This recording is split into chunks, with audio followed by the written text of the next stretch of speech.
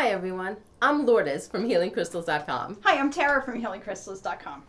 Today's video is about crystal and our sensitivity to them. Correct. A lot of times you may find that you pick up a crystal and all of a sudden you may feel lightheaded. You may get a headache. Your digestive system isn't quite the same. Maybe you get a rash. You could get a rash. People that get rashes. And when that happens, it's usually because the vibration of the crystal may be too strong for you. And it could be any crystal. You could pick up a rose quartz, which is one of the most gentle crystals, and still get that reaction. It's true, yeah. I mean, it really, remember that each crystal is an individual and it has its own energy, just as we each have our own energy. And sometimes the energies just don't mesh. Like, for instance, Lourdes just brought out all that moldavite. Right here, it feels like somebody is driving a spike through my head. Because I haven't. Gone. No, it's fine. Put it back. It's fine. I'm good. I'm going to put some of the black tourmaline. That's it, yeah. I'll hold this in my hand. It'll be fine. Okay? It's fine. That's why I brought my grounded crystals.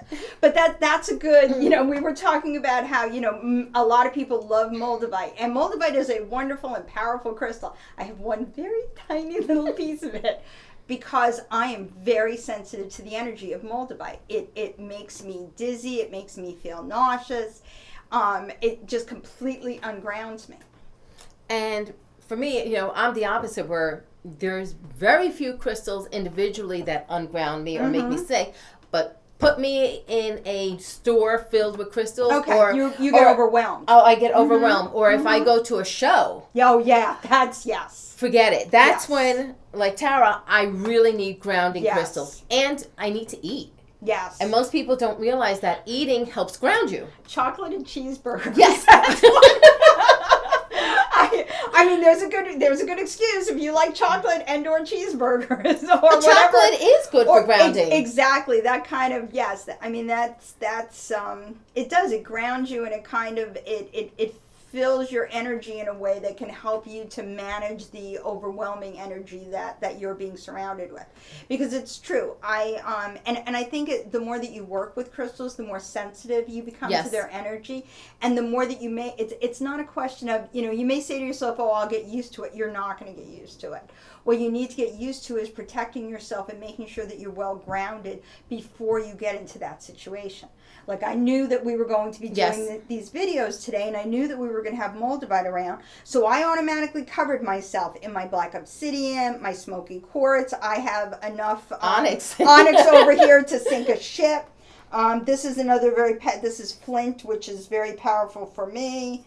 And then I've got my tourmalines on, and then Lourdes gave me some black tourmaline. And I find amethyst very grounding. So I always have a lot of, very, very amethyst helps me out as well. Now, for those of you, the crystals we mentioned are suggestions. Because some of you may say, moldavite doesn't do anything for me, but you could take that amethyst, and that amethyst may make it's going to knock me out. Exactly. Yes. Everybody is different. You need to, You really have to experience it. Exactly. And I know because, I answer recommendations, so does Lourdes. So we've heard from a lot of people that, will suddenly get a rash because they're wearing a bracelet or something like that. I mean, obviously the first thing is, well, stop wearing the bracelet. But there's other ways to work with the energy. Sometimes it's a question of balancing the energy. This is the first thing that I always suggest to somebody. If you really love, that amethyst bracelet, but it's giving you a rash, try to balance it with something grounding, like a black onyx or a black tourmaline or a garnet, or whatever it is that grounds you. Everybody's different. I happen to like basanasite, is one of my most and this is tiny. It feels like it weighs a ton to me because it's so grounded. So when I know I'm going to be in a situation where there's a good chance I'm going to get overwhelmed by energy, I bring my basanasite.